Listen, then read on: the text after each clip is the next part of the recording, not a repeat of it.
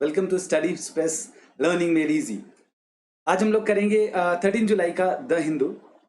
ये मैं जब आपको पढ़ा दूं, आपको मैं 15 से 20 मिनट में पूरा हिंदू की जानकारी दूंगा कि द हिंदू में आज क्या क्या आपको पढ़ना चाहिए और किस तरीके से पढ़ना चाहिए, उसका बैकग्राउंडर और उसका कुछ वे फॉरवर्ड आपको जोड़ करके मैं पढ़ाता हूँ, ताकि आप जब न्यूज़ पढ़ें अपने द हिंदू से, इधर आप ई सब्सक्राइब करें द हिंदू को और फिजिकल कॉपी खरीदें। इन दोनों से ही पढ़ें और कहीं से ना पढ़ें। तो अगर आप वहां से पढ़ रहे हैं तो ये आपको हेल्प कर सकता है उसको पढ़ने में। ठीक है, तो मैं आपको एकदम फिजिकली दिखा भी देता हूं कि कहाँ पे कौन सा आर्टिकल है और उसको मार्क करके मैंने बताया कि कितना सेक्शन उसमें इंपॉर्टेंट हो सकता है। अब आप बात करते हैं पहले पेज की, पेज नंबर 1 में Z's mobilization order months of planning ahead of border moves। यानी जो बॉर्डर मूव हुआ था, जो स्टैंड ऑफ चल रहा था इंडिया और चाइना का, इस स्टैंड ऑफ में जी जिनपिंग ने बहुत पहले इसकी प्लानिंग कर ली थी। इनफैक्ट प्रेसिडेंट जी ने जनवरी 2020 में एक ऑर्डर साइन किया था जिसका नाम था ट्रेनिंग मोबिलाइजेशन ऑर्डर। इस ट्रेनिंग एग्जीक्यूटिव ऑर्डर का जो था वो मिलिट्री के लिए था कि अभी तक ये जो मिलिट्री थी इनकी बहुत पीछे मतलब बॉर्डर से दूर कहीं पे वो एक्सरसाइजेस करती थी। अब की बार उनको ऑर्डर दिया गया कि वो ये जाके वहां पे बॉर्डर एरियाज में एकदम फेस टू फेस अपना रिएक्शन दिखाएं कि कैसे रियल लाइफ सिचुएशन में जो होती है। तो ये जो चाइना का गलवान वैली में, पेंगोंग लेक में और इन सब जगह पे हुआ है, उसको लेकर के आर्टिकल है कि हमारी आर्मी ने फाइंड आउट किया कि ये उनकी स्ट्रैटेजी बहुत पहले से बनी हुई थी, ये आज की स्ट्रैटेजी नहीं थी। ये जो इनका ट्रेनिंग मोबिलाइजेशन ऑर्डर है, इसकी वजह से जापान, ताइवान, साउथ चाइना सी और इसके आसपास सभी जगह पर लोग परेशान हैं इसकी वजह से, क्योंकि ये लोग एकदम बॉर्डर पे फ्रंट पे जाके फाइट जैसा, एग्रेशन जैसा एक्सरसाइज कर रहे हैं। तो हो सकता है ये प्लानिंग इनकी हम लोग के यहाँ बहुत पहले की हो, उसको लेकर के आर्टिकल है। इसके बाद ये आर्टिकल है NATGRID gets access to data from 14,000 police station. ये आगे डिटेल में हम लोग डिस्कस करेंगे। हुआ क्या है कि हमारा जो नेशनल इंटेलिजेंस ग्रिड बनाया जा रहा है, ये नेशनल इंटेलिजेंस ग्रिड अभी एमओयू साइन किया नेशनल क्राइम रिकॉर्ड ब्यूरो से कि वो डेटा सबका सभी पुलिस स्टेशन से डेटा लेगा। तो ये जो नेशनल इंटेलिजेंस ग्रिड हमारा बन रहा है, इस पे सबकी इंफॉर्मेशंस रहेंगी और वो इंफॉर्मेशंस 10 से 20 एजेंसीज को एक्सेस करने को दिया गया है। ये प्लानिंग 2009 से चल रही थी, अब जाके ये मूट आउट हुई है, जिसमें सारे पुलिस स्टेशन को सबसे पहले कनेक्ट किया जा रहा है कि अगर एफआईआर किसी के नाम पे कहीं पे है तो उसका एक्सेस कहीं किसी और थाने पे तुरंत हो जाना चाहिए। इससे कोऑर्डिनेटेड मूवमेंट, कोऑर्डिनेटेड वर्क जो होता है कि एक जगह से कोई क्राइम करके दूसरी जगह भागता है तो वहां पकड़ना उसको बहुत ईजी हो जाएगा। नेक्स्ट इसमें जो थर्ड आर्टिकल है, ये आर्टिकल है Punjab farmers find a better way to grow paddy. Paddy के लिए जो हम बहुत दिन से ये न्यूज पढ़ रहे थे, direct seeding of rice method, DSR जिसको कहते हैं, इसकी वजह से उनको काफी लाभ हो रहा है। क्योंकि अभी कोविड-19 सिचुएशन में माइग्रेंट लेबरर्स, जो लेबरर्स यूपी बिहार से गए थे, पंजाब में रह रहे थे, वहां से वो निकल कर वापस अपने गांव चले आए हैं। तो अब वहां पंजाब में खेती का टाइम है, खारी फसलों का टाइम है, वहां पर अभी तक लेबर मिल नहीं पा रहे हैं। तो ऐसी सिचुएशन में क्या क्या कर रही है वहाँ के किसान, कर रहे हैं कि उन्होंने एक नए वैरायटी का धान लगाना शुरू किया, राइस लगाना शुरू किया, that is DSR, direct seeding method से। पहले क्या होता था कि ट्रांसप्लांटेशन होता था, नर्सरी में उगा के वहां से फिर ट्रांसप्लांटेशन होता था। अब ये चीजें हटा दी गई हैं, अब इसको हटा करके वो लोग डीएसआर मेथड पे आ रहे हैं। तो पहले तो ये जो ट्रांसप्लांटेशन का कॉस्ट हुआ करता था 30,000 रुपीज लगभग, कोई अगर फार्मर इन्वेस्ट करता था, आज वही चीज 10,000 में उसका पूरा कंप्लीट हो जाता है। यानी उसको बहुत ज्यादा खर्च नहीं करना, उसका खर्च बच रहा है। दूसरा एक फायदा इससे ये हो रहा है कि ये जो डीएसआर का धान है, ये जल्दी उगने वाला धान होता है। ये 7 से 10 दिन पहले तो स्टबल बर्निंग से भी बचा जा सकता है, क्योंकि अगर थोड़ा सा टाइम उनको मिल गया तो उसको प्रोसेस करके कटवा लेंगे अपने खेत से। अदरवाइज रबी क्रॉप्स का टाइम हो जाता था, फिर आग लगा के उसको उसी में स्टबल बर्निंग करनी पड़ती थी। इसको लेकर के आर्टिकल है, इसमें पढ़िएगा। इसमें जो ये डीएसआर का प्लांटेशन है वो किस तरह से लोग कर रहे हैं और किस तरह से इसकी मैच्योरिटी हो रही है, किस तरह से इसका फायदा हो रहा है, उसको लेकर के ये आर्टिकल दिया हुआ है। ये अच्छा आर्टिकल है। इसी से रिलेटेड इसी तरह का एक और धान की वैरायटी के बारे में बात की गई है। पेज नंबर 4 में आते हैं। पेज नंबर 4 वाला वो आर्टिकल पढ़िएगा जिसमें कहा गया है कि असम के कुछ किसान जो है, ये वाला जो डेल्यूज हो रहा है, जो लगातार बारिश हो रही है और जो ये बाढ़ आ रही है, इसमें हर साल फसल, उनकी जो खरीफ फसल है उसका नुकसान हो जाता है। कैसे नुकसान हो जाता है? बाढ़ का पानी बहुत दिन तक अगर रुक गया तो उनका धान सड़ जाता है। तो ऐसे में एक नई वेराइटी आई है, flood resistant paddy. Flood resistant paddy को लेकर के ये आर्टिकल दिया गया है, इसको पढ़िएगा जरूर। इसमें 3-4 जो नाम है, जैसे रंजीत सब वन, रंजीत सब मतलब सबमर्ज, जो सबमर्ज की वेराइटी है, रंजीत सबमर्ज या स्वर्णा सबमर्ज वन या बहादुर सबमर्ज वन, ये वेराइटीज लोग वहाँ किस तरह से यूज कर रहे हैं और उससे क्या क्या एडवांटेजेस हो रहे हैं वो इसमें आप पढ़ पाएंगे। दूसरा यहाँ आते हैं, Mizoram quake zone caught between 2 geological faults. अभी मिजोरम में बहुत दिन से आप न्यूज में पढ़ रहे हो कि बार बार वहां पे भूकंप आ रहा है, अर्थक्वेक आ रहा है। 4 से 5 के बीच का रिक्टर स्केल पे उसका वो रह रहा है, शॉक रह रहा है। ये फॉल्ट्स की वजह से आ रहा है, ऐसा पाया गया है। फॉल्ट्स क्या होता है? ये एक तरह का क्रैक या डिसकंटिन्यूटी होता है अर्थ के उसमें, जिसमें डिफरेंशियल प्लेट मोशन की वजह से वहां पे मूवमेंट की वजह से वहां अर्थक्वेक्स रेगुलर बेसिस पे आते हैं। तो ये चुराचांदपुर माओ फॉल्ट और मैट फॉल्ट के बारे में इसमें जिक्र किया गया है। इन दोनों फॉल्ट का लोकेशन आप देख लीजिएगा और इसको आर्टिकल को पढ़ के आप समझ गई पाइएगा कि कहाँ पे कैसे भूकंप आ रहा है और भूकंप आने का क्या ज्योग्राफिकल कारण हो सकता है। नेक्स्ट आते हैं हम पेज नंबर 6 में। पेज नंबर 6 में इसके बाद एडिटोरियल है। एडिटोरियल आज के बहुत अच्छे एडिटोरियल हैं, जरूर पढ़िएगा, चारों इसमें से पढ़िएगा। पहला है सुपर पावर। इंडिया सोलर के थ्रू कैसे सुपर पावर हो सकता है। जैसे कि रीवा में, अभी रीवा मध्य प्रदेश में 450 मेगावाट का एक प्रोजेक्ट लॉन्च किया है नरेंद्र मोदी गवर्नमेंट ने। तो उसको उसके अलावा हमारे जो टारगेट्स हैं 100 गीगावाट पहुंचने का बाद 2022 तक, क्या हम उस पर पहुंच पा रहे हैं? नहीं पहुंच पा रहे हैं हम लोग अभी तक। ऐसा लग रहा है आंकड़ों से कि 2024 तक हो जाएगा तो हम लोग 50 मेगावाट पर पहुंचेंगे, जिस स्पीड से हम लोग चल रहे हैं।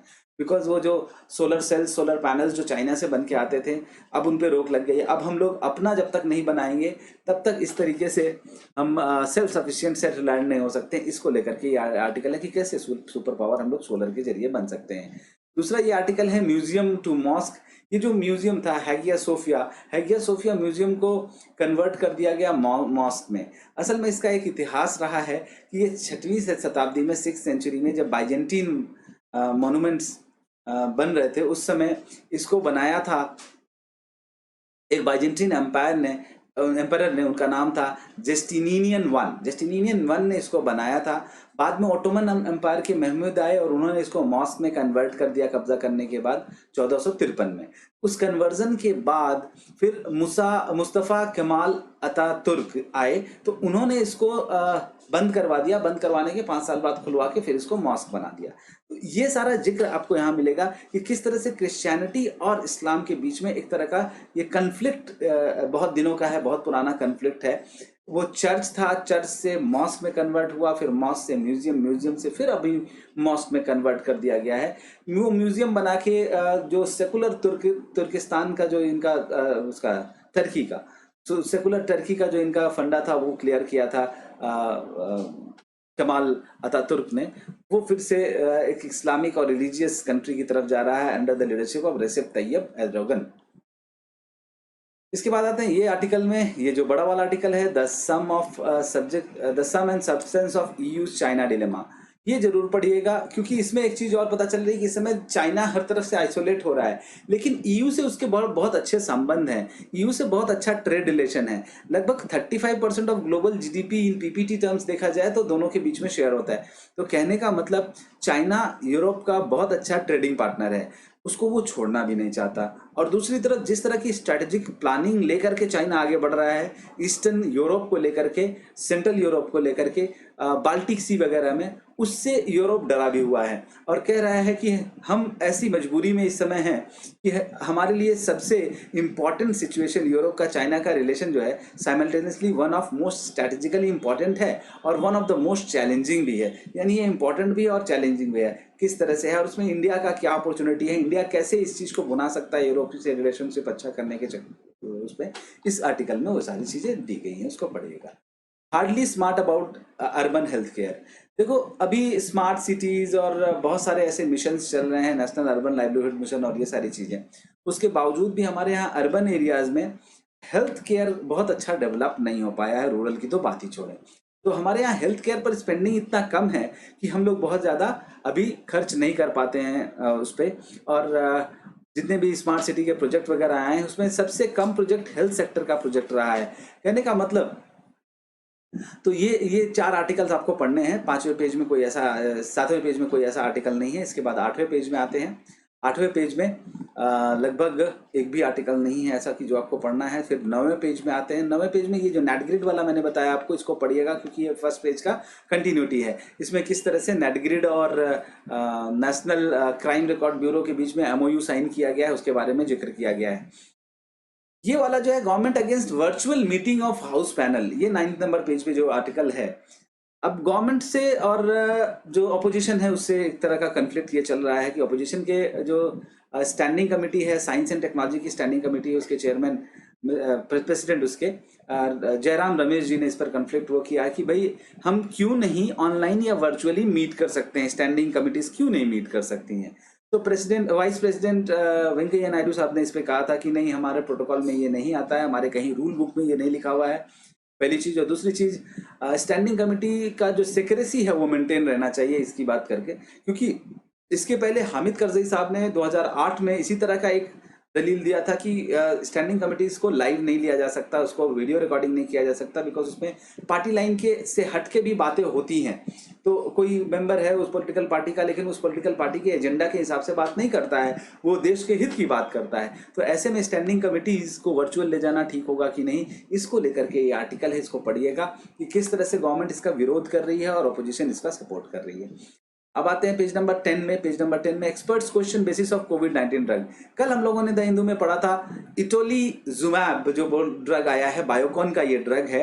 ये ड्रग जनरली सोरियासिस में यूज होता था, अभी इसको यूज किया जा रहा है कोविड-19 सिचुएशन में, और बहुत शॉर्ट ड्यूरेशन के ट्रायल के बाद इसको लॉन्च कर दिया गया है, जिसको बहुत एक्सपर्ट्स अच्छा नहीं मान रहे हैं कि आप 20 से 30 लोगों पर ट्रायल करके आप अचानक से इस तरह से कैसे दवाई लॉन्च कर सकते हो। बायोकॉन की अपनी दलीलें हैं कि वो जो सिमंस 2 स्टेज डिज़ाइन है उसको अपनाया है, तो बहुत तरह की इसमें कॉम्प्लिकेशंस जो उन्होंने पैदा करी हैं। एक बार उसको सुलझाइएगा, पढ़िएगा क्या कॉम्प्लिकेशन है कि दवाई को ट्रायल के बाद लॉन्च करना चाहिए, यहाँ लॉन्चिंग में जल्दबाजी की जा रही है, उसका आउटकम बुरा भी हो सकता है। लेकिन अभी जो कोविड में दवाएं यूज़ हो रही हैं like HCQ, antiviral, ritonavir, oxygen therapy, antibiotics, ये सारी दवाइयाँ, या हेपरिन जिसके बारे में हम लोगों ने पढ़ा था, ये ब्लड क्लॉटिंग के लिए यूज़ होता है, अवॉइड ब्लड क्लॉटिंग, इन सब के लिए यूज़ होता है। तो कहने का मतलब, इन सब दवाइयों के अगेंस्ट अगर हम बायोकॉन की ये इटोलीजुमैब यूज़ कर रहे हैं सीरियस पेशेंट्स के ऊपर, तो उसका साइड इफेक्ट भी हो सकता है क्योंकि वो टेस्टेड और ट्रायल्ड नहीं है प्रॉपर।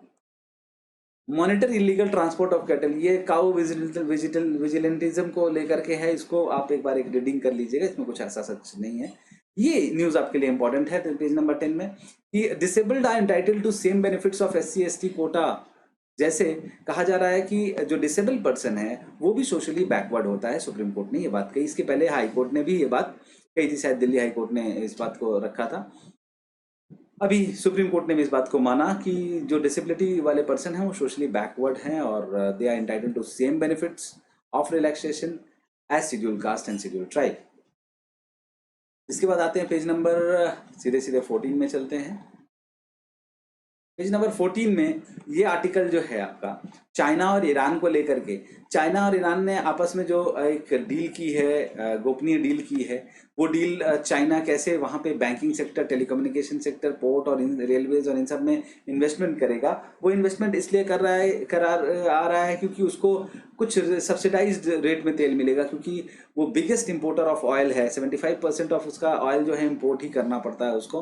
तो अगर इस तरह से तेल ईरान देगा, और तो ईरान का जो आइसोलेशन है, जो US इतने दिन से आइसोलेशन करना चाह रहा था, उसका इकोनॉमिक आइसोलेशन करना चाह रहा था सैंक्शंस लगा करके, उस पर आंच नहीं आएगी, उस पर फर्क नहीं पड़ेगा क्योंकि चाइना उसके साथ आ चुका है। ठीक है, तो ये न्यूज़ भी इंपॉर्टेंट है इन बिग पर्सपेक्टिव। जब इसको हम लोग देखने जाएंगे तो इसको एक बार पढ़ लीजिएगा।